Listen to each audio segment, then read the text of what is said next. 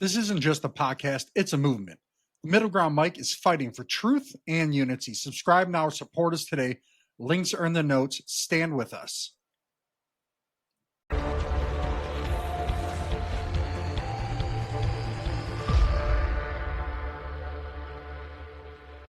right, everybody, welcome to the Middle Ground Mike. Today we got a great episode coming for you. We've got Sheriff Chris Swanson, who's running for governor of Michigan. You know, everybody, especially in Michigan, you should know him, if not nationwide.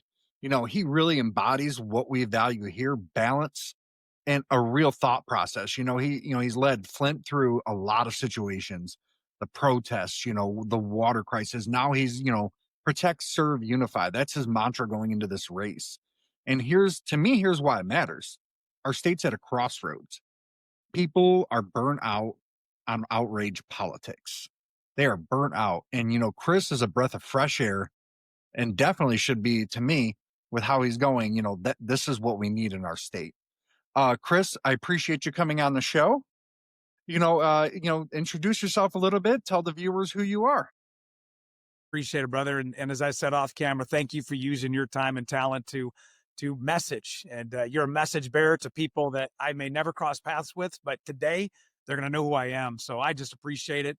To all your viewers out there that are loyal to Joe and building his platform for 100 episodes, it wouldn't happen without you. So this is why I love people, and when I say good people find good people, here's an example. So as the sheriff of Genesee County, which is Flint, like you mentioned, I've been here for 33 years on the job. I'm a professor at the University of Michigan, Flint since 1997 in public health for 27 years. I have businesses. My wife is the CEO of our company. On top of that, I love people, man. I got two grown sons that are both married, and they both just have the heart of serving people. But, I'm a working class dude, and my whole life has just been taking chaos and making order out of it. And we might even get into it, but I became a paramedic when I was 20 years old after seeing a violent death, a shooting when I was 18. And I thought, we're going to take care of people. My whole life has been just serving people, leading people, and bringing hope to people. And that's what we're going to talk about today in your show. Yeah, I mean, that's obviously, Michigan, we're a big blue collar state. I mean, I think pretty much I call him the savior of sports in Michigan, Dan Campbell. I mean, he's really reset everything in this state. I mean, gosh, if that guy fought, you get elected, he could easily, if he wins a Super Bowl title, he could win anything he wants in this state, with ease. I'm going to have David send you a text. A year ago, there was a paper that you're so cool. Somebody called in and said, Sheriff Swanson's the Dan Campbell of law enforcement. And there's my picture. I'm like, that's legit. Yeah. Yes. I mean, gosh, what a breath of fresh air he was for the Lions. For sure. I used to be a season ticket holder for 15 years. So, you were there for the 0-16. Yes, that was. Those days are gone, Joe. I know. It's actually like I can watch a game now and not know by halftime that we're already going to lose. Yes. And I love my Lions, man. But yeah, let's dig into it a little bit. Your campaign slogan, right, is protect, serve, unify. It's caught a lot of attention among everybody, right? Because, especially with, especially with the Floyd protests, right, there became that little bit of mistrust between the public perception and the law enforcement community. And, you're battling that. And like what you did really set a tone for the state. We really bucked the trend in terms of the craziness. Walk us through, you get elected governor. What is that? What do those first days look like for you? I think it's important, if I can, to lay some more foundation on that protest. It was beyond law enforcement and community. It was between the white and the black community. It's between different generations. When George Floyd was murdered by somebody who looked like me in a uniform that I had been wearing my whole life, where my dad and my grandfather, both Detroit police officers, that's not who we are. And that's not what law enforcement is. So when I saw the video like everybody else did, and I was thinking, how do you have a grown man begging for his life? Because in our profession, when the cuffs are on, the fight is over. And that guy stood there like he was proud on the back of an individual who was begging for his mom and then lost his life. And that's what triggered all of this, what I call righteous anger, even on our side. So fast forward, I had been appointed sheriff. I took office that January. COVID hit 3 weeks later. We just came through the first round. Everybody out there knows what happened. And then when the Floyd thing happened, we had a protest scheduled on May 30th, 2020. And so coming from history, many times that's repeated as to how to handle what you do now. And that wasn't the case. Now, I have to confess that we planned on, should this go sideways, we could take 1,000 people to jail, 1,000 flex cuffs, and we had all of the what I would call the instruments to resist and make sure that we maintain in a forceful way the community. But the second I saw the people, for the sake of time, they got there at 5, they marched to the west, the east, they came back. By 7:15, we were outnumbered 50-1. And then when they went towards the police department, which was our incident command, that's when the whole vibe changed, Joe. And we knew there was going to be bloodshed. So the line formed in front of the police department, much like you're talking about today, division. It was us against them. And that was the mentality. But as I walked up, I thought to myself, like, I cannot believe this is happening. There's got to be a better way. And I would say life is like a cup. And you are that cup, and you add in and you allow other people to add in. And when your cup gets bumped, that's what you are when your metal is tested. And so I thought there's got to be a better way, because somebody's going to get killed here. And I looked in the crowd, and there was open carry. You had young and old, white, black on one side. You had rookie cops and veteran cops. And some people wanted to engage. Some people are scared to death. It was just chaos. When I broke the line by taking my helmet off, I went there for one reason, and that was to engage with a guy whose name is Jeff Hawkins. He was a black pastor from the community, and I knew that he was a friend. And I said, man, I'm coming for you. I picked up my phone. I walked in. I gave him a hug. There was an organizer of the protest that came over. I didn't give him a chance to even say hello. I said, hey, man, I said, that's not who we are. I said, these cops are here to help you. I said, you tell us what we need to do. And he says, well, get their attention and you tell them. And so this crowd formed, and everybody got their phone out. And I'm telling you, go back to the video. I encourage your listeners and viewers to watch it, because I get encouraged by it when I get discouraged about division, because nobody can tell me it can't be unified. I said, listen, that guy in Minneapolis isn't who we are. I said, these cops are here to help you. That cop over there gives hugs. We got women, children, we got dogs. Let's turn this into a parade, not a protest, with the sole purpose of trying to de-escalate. That's it. Just your words talk people down. And when I asked the question, and this is why running for governor and the things that we're talking about is my driving force, people closest to the problem know the answer. Just ask them. And so when I said, what do you need us to do? And they started chanting before I even completed the sentence, walk with us, walk with us. We were talking about the lions. Chanting for the lions comes up from your lungs. Chanting from pain comes from your diaphragm.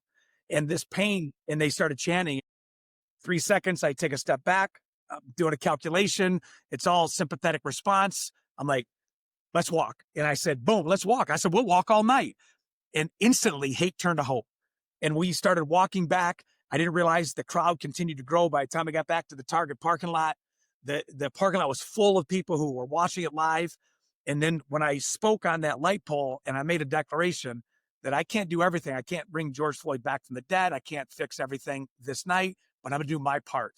And that's where the protect, serve, and unify piece came from. Because law enforcement's always been protect and serve, but it's that unify tenet that we added to all my patrol cars on the rug in front of our office. And to your point, that's why people are frustrated, because division it's pessimistic. There's no hope. Where unity is not to be confused with uniformity or compliance or weakness. No, unity is our strength. Unity and diversity is our power. I want to know perspectives. And that's why on that day, it set a tone. This is who I am, and this is what I want to continue to do on a greater scale. Yeah, no, and that's perfect. I mean, that goes, I believe the last time I looked, Lord knows politics change every day, but I believe independent voters are right around 40% right now. Potential voters identify right around 40% that identify, I would say, as independent. And for anybody who doesn't know, that means, you could go to one side or the other depending on what it is. And, I think that's, I won't say necessarily important, but I think it's important that people are starting to see that, right? And I think that comes from what we were just talking about, the division, where people are just like, they're put off, right? People formed party lines a long time ago, because even if they identified as one side or the other, they could respect somebody on the other side. Whereas now you don't have that. So you tend to hear more of the extremes, like in certain situations, like the protests. And, you somehow bucked the trend. You somehow broke that, because a lot of the times People who preach unity, hey, let's do this in the right way, they get buried. Nobody wants to hear them. But tell you this too, if those there on that scene in May of 2020 didn't see it in my heart, they thought it was just words, we would not be talking about this. That people will see and they can read, are you serious about protecting, serving, and unifying? Like, let me see. And I've said on many platforms, not only listen to what I say, but watch what I do. And so when we launch Ignite, our education model in the jail in September of 2020 to educate inmates to never come back to jail, give them jobs and fair housing and a driver's license and ID and all the, when you set people up never to come back to jail, this means they're not breaking the law. That means they're not Right. breaking businesses, they're not re-addicting, they're not reoffending. You're helping with the mental health, turn into a stable family reunification. There's so many benefits. Next Tuesday, 17th of November, I'll have my 38th commencement of Ignite graduates. We've dropped the jail count by 100. It's been studied by some of the biggest researchers in the world, Harvard, Brown, and Michigan, Stanford. And I say that because you're right. Doing the right thing is not the easy thing, but at the end of the day, it's the right thing. And when people see that and individual leaders Yes. pop up, moments with momentum create the movements. Yeah, and it's not easy, and it takes somebody with strong will to do what you're doing. I mean, you can just look at some people who I don't want to say like they take advantage of opportunity, and something that like really came out per se that's not Michigan based, but that really stood out to me. And I'm not necessarily a fan of hers, but Major Taylor Green, she came out recently and said she challenged her own party. She said, "Hey, what are we doing about healthcare? I hear about it, but I'm not seeing anything about it." And I'm not a big fan of hers, but I was like, man, finally somebody that came out and said, this is a problem. I'm not happy with it. And I'm not necessarily making anything like about her, but like what you're doing, that exemplifies, bucking the trend. We're just not, not towing the line. Some of our slogans in some episodes are get rid of the echo chambers. Like everybody's got to get rid of echo chambers and be willing to talk to each other. I tell people all the time. So I work in business, and I tell people, I'm like, if you can't have a tough conversation with someone, you've already failed.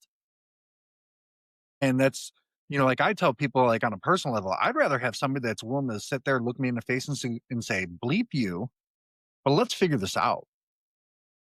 I prefer that level of honesty. I don't need somebody to tell me what I want to hear because I could find anybody to do that, and people look at me and they're like, what? They're like, well, that's kind of rude. I'm like, no, that to me, that's important because that tells you what's coming from their heart. Encourage people when it comes, especially to politics, is don't argue with the person, argue with the point, the Yes. policy. Because if the Yes. person, regardless of who they are, comes out with something that helps people, then does it matter where the source came from? I mean, we Yes. see that on a lot of issues. I should be the last person for an entire community who is angry with white policing in 2020 to get people to walk with me. And not only that day, we had 40 protests that whole summer throughout Genesee County, small, medium, and larges. Nobody got injured. Nobody got arrested. That moment reached 3.2 billion people. So the messenger is irrelevant. What is the message they're trying to articulate? And if this makes sense, then let's all join together. And that's where that protect, serve, and unify. Protect what means the most to people, serve like a leader is supposed to serve, and bring people together, even that may have such a divide or they don't. I mean, there's people listening right now that can't have, like you said, you don't have friends now because of a certain issue or a podcast that you did. Like, where have we come where we can't agree to disagree and still be friends? Now, that doesn't Right. mean it will be the same as what it used to be, but this is the power of the people, not policy, not a party. Yeah, and it's just a shame, like so lessons from Genesee County, right? And then we look at, you talked about your dad and grandfather being Detroit cops, before we get into that, man, I love where Detroit has come. I was born and raised I was about 10 years old. We moved out of the city. Man, it has been so freaking awesome to see this city on a comeback. And I tell people, if you haven't lived here, and I'm not knocking anybody who hasn't, but it is such a it is so huge for the state that Rick Snyder had said a lot of controversial things to him, but the one thing that I really love that he had said was to have a strong Michigan, Detroit's got to be strong. And I was like, that was the real first governor I'd heard in a long time say something like, because when people from around the world, around the country think of Michigan, they don't think of Lansing, they don't think of any other city, they say Detroit. And what's happening there, but that's going to filter into other cities in the state as we're on the rebound, like all the other cities got built up after Detroit became a stronghold, 100 years ago. So I love the fact that, that's coming in. What you've done, Detroit, what is his name? Mike Duggan, he kind of did something similar with being peaceful. Yours to me was a lot more bold than what he had done. Yeah, and it also is because I come from the platform of a sheriff. Yes. So I think people that are listening right now, there's still a trust factor with a elected sheriff, even law enforcement. The whole defund the police. It was political malpractice to even suggest that, because as I said on that day and now, we don't need to defund the police. We need to professionalize policing. And if we can't train it out, discipline it out, then we need to cut it out. And police leaders need to be the one that are the spearhead of that. People love the police, but it's our job to give them a reason why every single day. So the fact that I'm a sheriff allows people to think, wait a second, he's an elected official of a party, but he takes care of everybody. That's what you're supposed to do. Right. No, for sure. And some of what you have talked about is about a help center of Lansing, right? And that kind of plays into this, because state services do feel like a maze. I mean, I'm not gonna lie, there's been things where, I've got an autistic son. Okay, he's 7. But he has defied the expectations. Everything they told us when he was 4 years old, I challenged it. I said, I said, I have no idea where he's gonna be, but I'm not gonna subscribe to that's where he's gonna be his whole life. And where that comes into that is okay, hey, I'm looking for, how do I help my son, right? Like, what state? And by God, if there wasn't Google, you'd have no idea what to do. So how does that, how does the help center of Lansing look for you? It's modeled after the Genesee County Sheriff's Office, whose nickname is the Ark. It's a place Awesome. for people to Yeah. go to get refuge and to get help. That's why we do so many more things outside law enforcement. And I've been intentional on that, not because of a reason, because I want people to look back and say, wait, if he's talking about literacy going from 44 to 34, does he really mean it? Well, for the last 4 years, we've done the Sheriff Swanson Pizza Party Extravaganza for March, which is reading month, to have every elementary school in Genesee County compete for a reading contest. Yes, I'm serious about literacy. I come from a teaching background. Yes, I know about literacy. When you talk about Deps and Dogs during the Back to the Bricks, where we celebrate families on the front lawn of the sheriff's office. When you're working with Dana Nessel on the first statewide expungement fair, where 700 people signed up to get their lives back and a record clear, and 1,440 people showed. When you talk about second chances and giving people another opportunity that may have made a bad mistake, because all of us have been touched by the justice system, whether it's a family member or somebody we know that's made a bad decision or addictions or mental illness. When you talk about people that I have given a second chance because we've all been given one ourselves, those are the what I call check marks to say he really is serious about what he was doing. So that help center we're talking about, if you need help in this county, come to the sheriff's office and I'll take you and put you in the right direction. Heck yeah. The same thing. The Department of Innovation for small businesses, from idea to implementation. If we do that just for small businesses, there's 900,000 already established. What about the other 100,000 ideas that just die in the vine because they don't know how to take it down the line? You're going to call that department, and we're going to have people walk and coach you along. If we can keep your business successful and in Michigan, everybody wins. If we do that 1,000 times a year and 100 of them become a multi-million-dollar success and 10 of them go IPO, they're staying in Michigan. That's the long-term plan beyond a governor's term, but that's what's going to keep Michigan thriving. And of course, how do you support families that are dealing with an autistic child? We've got people that are, severely disabled children. With the insurance laws change, you have people that have, closed head injuries that have lost their funding, and family members have had to quit their jobs to be that caregiver. They didn't go to school for that. They're learning on the job. This is where you have to have a heart of a leader. And this is why an executive leader at that level, no disrespect to the current administration, but I know what's capable and I know I'm able to do it. And my heart is right to do exactly what you just said. Help people. Yeah. And that's what it's all about. The government is to serve the people and also, for the people to serve the government. But, like JFK said, not what your country can do for you, but what you can do for your country. But back then people felt a purpose. to serve their country, where people don't feel that purpose anymore. And your passion, to me, what you do gives people that purpose, right? They can push that purpose. And you know, one thing that I kind of look at from the 80s to like what now, right? Like there's this big Americana, like we're proud. People felt a sense of purpose in their country. People feel disillusioned right now, and that's like your passion. That's what it needs. Everybody should have that level of passion, Thanks, man. you know. I got to tell you, And so, one of my biggest critiques is people, they come to me all the time, like, and they'll say, I have no friend who knows me. Is he always like that? Is this really him? Is he on when the cameras are on? I promise you, this is who I am all the time. You can ask my second grade heck yeah. teacher. There's kids out there that couldn't sit still and always talked, but still happy. That's us. Yes, this is Hey, always, yeah. and that's authenticity. That's what it's all about. People can read through fake these days, at least with their gut feeling. Right, I'm all, right. I'm all about gut feeling, man. Within 5 minutes, you should at least have some kind of gut feeling about something or someone. You may learn something different down the road, right? But it's that gut feeling. To me, trust your gut because it's right more than it's not. You know, accountability. Something you talked about through those shared dashboards and those real time response metrics. What is that? Like tell people like what's that about? Well, when you talk about government, there's a distrust in especially how money is spent. And then when you see, a federal shutdown or how we evaded a state shutdown, these are services that people every day count on. And so I look at it as the higher you go, the greater the accountability. And when you look at state government and you have, people that are every day working hard to pay state income tax, to go in to fund a budget, and they're paying dues and revenues, all of that has to be open for people to know logically this is where your money is being spent effectively and efficiently. So I know in Lansing there's an issue about FOIAs and exemptions. FOIAs, if it's not exempted for a reason of either confidentiality or an active investigation, my whole career has been to be unclear is to be unkind. Give the information. FOIA should not be used as a weapon. We see that also. I understand that, but also things that people can't get a grasp on the process. I've said before, I think MEDC has a great advantage of promoting economic development throughout the state of Michigan. But I personally, as a detective, did a case before it was called MEDC, where millions of dollars were exploited and taken from MEDC with back then what it was called different, but it was never, there was no accountability. And I'm thinking, how does this happen?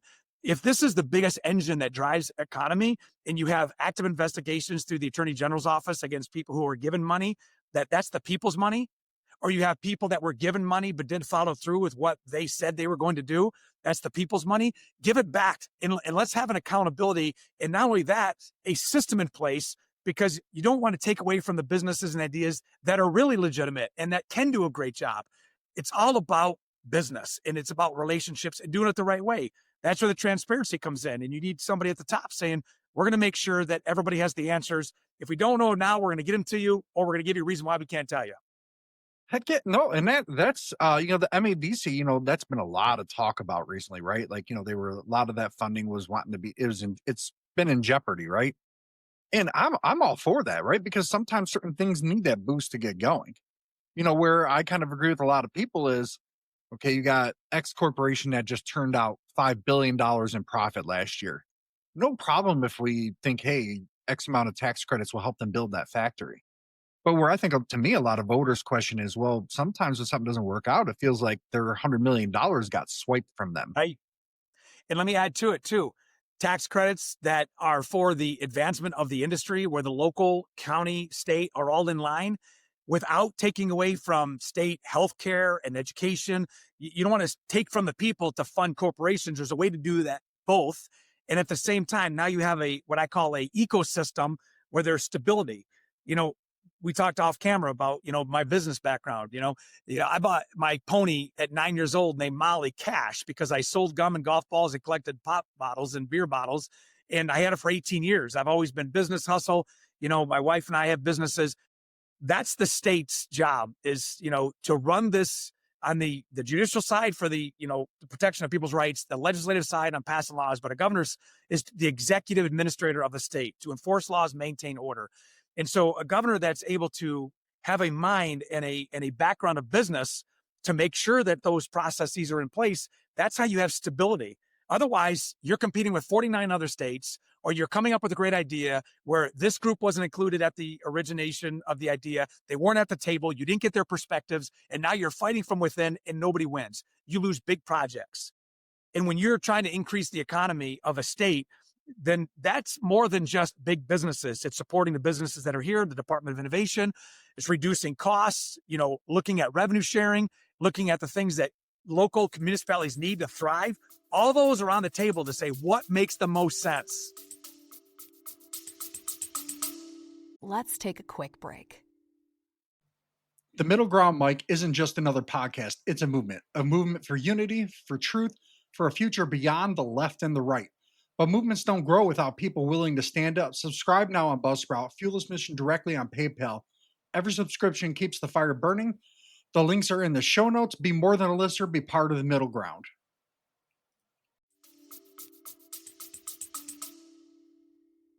Right. No, and that makes a total sense. That kind of feeds into, your Ignite model. And that's earned a lot of national attention. I believe was it Michigan spends over $2 billion annually on corrections. 2.2 billion for 32 prisons. And Joe, I'm going to tell you, this is going to be a shocking stat. 9 out of 10 people in jails in Michigan go back to the streets. Only 10% go to prison.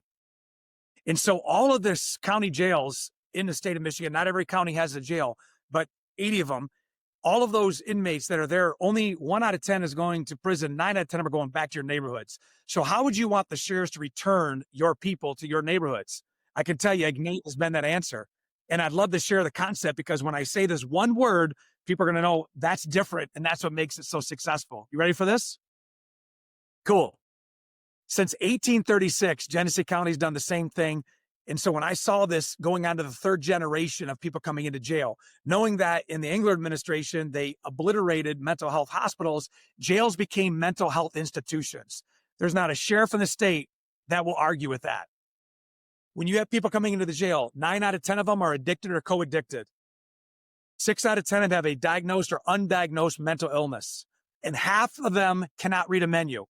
So how do you expect a community to reduce crime, to reduce the money we spend on incarceration without fixing the source of where it comes from? That's where Ignite happens. Inmate growth naturally and intensely through education. We launched it September 8, 2020. And what we did is we changed the philosophy, the culture from incarceration to education. We didn't have any infrastructure. I teamed up with our vendors to do Wi-Fi and Chromebooks and tablets, and we launched an education model for every inmate. GED, diploma, barber college, financial fitness, hospitality, social work. We had online courses. We had virtual reality. And fast forward, we teamed up with all of our trades, the UAW. We're graduating welders that are going into the apprentice program. We're graduating people that have mechanical abilities to go right into the manufacturing. So we leave jail to tether right on the line, charging their tether while they're working. That's why we're 100 less than we were the last 2 years. But Ignite also drops jail violence by 90%. It reduces crime by 23%. There's not a government program in my entire career that's reduced recidivism for the entire community by 23%. And it saves the community $7,200 per inmate that's in Ignite. So in Genesee County, I've saved 2 years in a row over $750,000. Now, if there's less people breaking the law and less people going to jail, that means there's less people going to prison. So let's just say this. Let's just say it reduces crime by 23%. And we're able to do that on a higher level. We have 23% less people going to prison.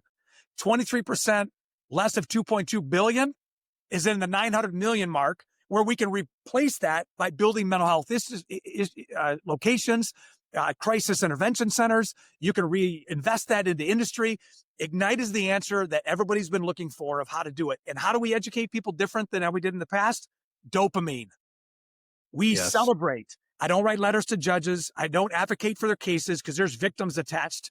But while they're in jail, if I can change the way they think and let them leave with a pathway never to come back, we do that by giving them something constructive to place in a space where it has been destructive their whole career. There's people who grew up child abuse, sexual abuse, drug abuse. Well, if you're in that cycle, and many people here listening know exactly what that means, unless you break the cycle and replace it with something positive, it's going to continue. Ignite, whether it's an 8-hour course, here's a bag of chips. Whether it's a 4-week course, you can visit with your family. Or like we're going to have in next week, another graduation commencement where we bring in graduates and you see caps and gowns. That's why Ignite has been trademarked, studied by Brown, Harvard, and Michigan. It's been not only just published, but published in the Economic Journal. And now it's been copied in 13 states, almost 50 sites. It is the national standard of jails in America, and it's the answer that people waiting for. Started right here in Genesee County, and we're going statewide. Watch what happens. Heck yeah, no, that's with addiction. I lost my older brother passed away from fentanyl, and he had gotten some marijuana from someone who had it was laced. Laced. And because when they did the tox screen drug test on him, whatever, they had found he only had some beer in his stomach and a little bit of that. There was really nothing else in his system. So they were like, we don't know for sure, but this is what it looks like. Yeah, no, I appreciate it, but it's just, so that's something that like I look at, because I'm like, I've been there, I've seen it. Yeah, I know what it's like, and I feel for people. Can I tell you this? What you just said is exactly why I end many of my comments on Ignite and breaking the fentanyl/opiate drug addiction is it may not be a big deal until it's your family. Yes. Then it's a big deal.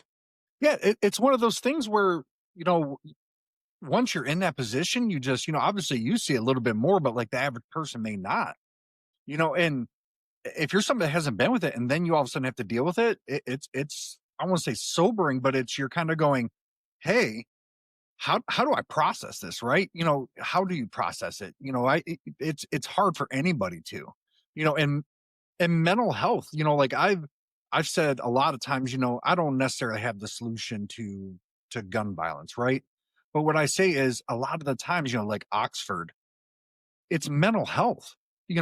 This kid, obviously, based on what I've seen, had a lot of problems long before that happened. And Right. Somehow he slipped through the cracks. What happened here in Genesee County on the 28th of September at the LDS church that had a shooter with, 8 serious, 1 critical, and 4 dead. You are spot on. And when you have people that are in crisis, and you have the ability for people to recognize and have a diversion, and you can separate crisis from weapons, you save innocent lives, not political lives, innocent lives at churches, in schools, in businesses. That's the demand that we need from all of our leaders to focus on mental health, because if we can prevent it, that is the best way to reduce crime.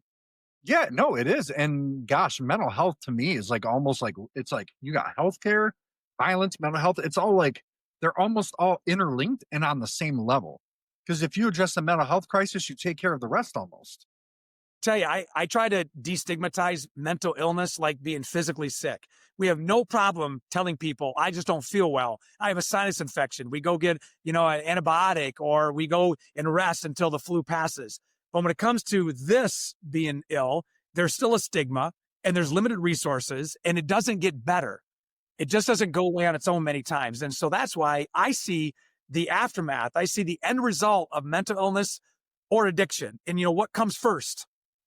The key is that as a state, we need to be serious and have a plan. That's why 7 districts of mental health treatment with crisis intervention teams, crisis response teams. Most of these individuals, addicts or anybody in crisis, 36 to 72 hours and everything's changed. You've got them detoxed, you've got a pathway, you've got them on medications, and now you actually have a plan of long-term success. What you're living through is many times the gaps that other families feel all too personal. Well, yeah, and I took it as a passion of mine not to let my son in. Not everybody has that ability or that that structure to where they can do it. Let's as we get towards the end, let's kind of talk a quick second about the economy. Right, you've talked a lot about apprenticeships, especially like EV and clean energy and tax credits. I know one of your things is 20,000 new skilled trade jobs and placements. We talked a little bit about your programs earlier, but how do we get that like on like a statewide level, right? Like, how do we make sure this is reaching not just the urban kids, but the rural kids too, who urban kids have an economic disadvantage, but a lot of rural kids have an access to certain types of technology disadvantage. Like, so how do you make that happen? Anytime you're going to ask me about an issue, I'm always going to go back to the people because that's where the power is. We got to build the Yeah. economy, increase the amount of people that are here at the state. How do you do that? Yes. Increase the state that people want to be, Yes. increase a state that people want to stay. How do you keep them in our colleges and our universities? Is you create an ecosystem where there's no incentive for them to leave. When you have a system like you're talking about K through 12, I'm going to add one little caveat. I have a perspective K through jail. So when we level the playing field and give everybody the opportunity to succeed, and we have a playbook and a curriculum that backs down technical skills into the middle school area, 6th, 7th, and 8th, why are we not recommending and introducing these kids to welding and electrician and data recovery and, digital technology, financial literacy? In those formidable years, when they get to 9th and 10th grade, now they're in their apprentice program. They're learning how to be a welder. They're learning how to do skilled trades. In 11th and 12th grade, they're actually doing co-ops. By the time they graduate, we're sending men and women to battle. We can certainly send them into the job field as a trained and an experienced skilled tradesperson. So backing CTE all the way down to the middle school, it makes sense to me because now you've created an ecosystem when industry does come in, they want to build or they want a supply of individuals. We can say as a state, we've got an infrastructure that we have long game planned, and we have the people to get done what your industry needs to get done. But this is another long-term plan. We can't wait till tomorrow. We can't wait. It's got to start right now. So balancing the field, giving people the opportunity, technology allows that. But the governor has the ability to say, don't forget about those kids in Lake County or Sheboygan or in St. Clair. Don't forget the kids in Muskegon or over in Houghton. These are the individuals that have the same talent as everybody else, may not the concentration, but there's talent from the entire state.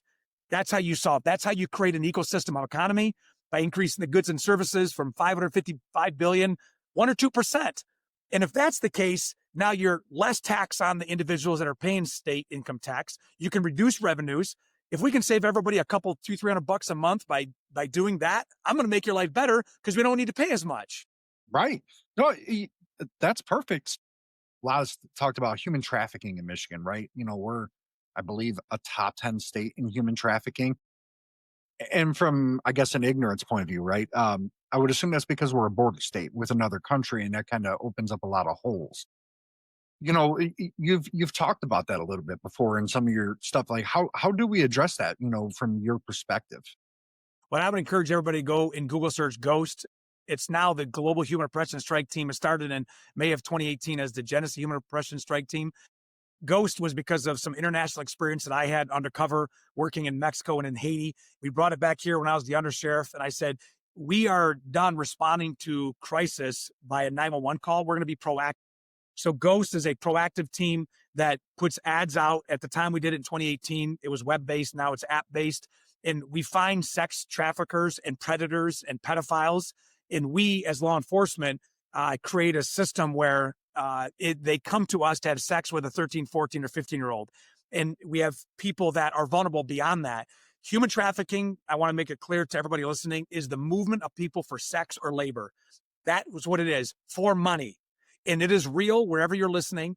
If you have a hotel, a car lot, and internet in any community, human trafficking is there. Ghost has been the name brand of fighting against that evil. And since we started in 2018, I've worked with 64 sheriffs throughout the state of Michigan doing Ghost operations with those sheriffs. I've also been able to work with 9 states. Ghost certification, which is a civilian ability for people to know what to look out for to protect their kids from sextortion, which is another whole topic. But also we train other law enforcement. And since we started in 2018, we arrested over 270 predators and have never lost a case because we do it the right way. We don't entrap. We do it in a way to make sure that these predators that we're finding are knocking on the door and it's law enforcement behind the door, not a real 13, 14-year-old trafficked child. You are correct. We are a state because we're a big state. We've got a lot of borders. We got a lot of opportunities, but there's another example at the state level. This is going to be a state that any predator, any sextortionist wants to come in here, either by physical or digital means, they're going to be met with Batman, and it's called Ghost. And it's going to be the governor's human oppression strike team. And we're going to be the most aggressive of not only combating, abolishing human trafficking and holding people accountable. That's what I can promise you, because we've already done in Genesee County, and people respect ghosts. We do it the right way. And now we're taking it statewide to protect your kids and the most vulnerable. Yeah, no, and I'm sure you've gathered by some of what I've talked about. I'm big on states taking the charge, because guys like you, our leaders here, they're the ones who can fix our problems here in the state. So kudos on that. So let's do a quick five question, like, lightning round quick thing, right? So we kind of talked a little about the human trafficking, right? So we are so is it fact or fiction? We are a top 10 state from your knowledge? We are a state that has more than its share of human trafficking, yes. And it's depending on what you listen to and what numerical value it is, one is too much. But there's a reason why I've been in 64 counties throughout the state, and other sheriffs like Sheriff Zybert, Sheriff Goodenough from Monroe, from Marquette down to Monroe, have their own teams. Yes, we are in this state a high value target for predators and pedophiles. Okay, no, perfect. I mean, that's what people need to hear. Ignite jail education model. Has it truly been adopted in 20 counties in the state? Not in the state. Kalamazoo County has it. Well, Washtenaw County is launching within the next 30 days. St. Joe County is launching Ignite.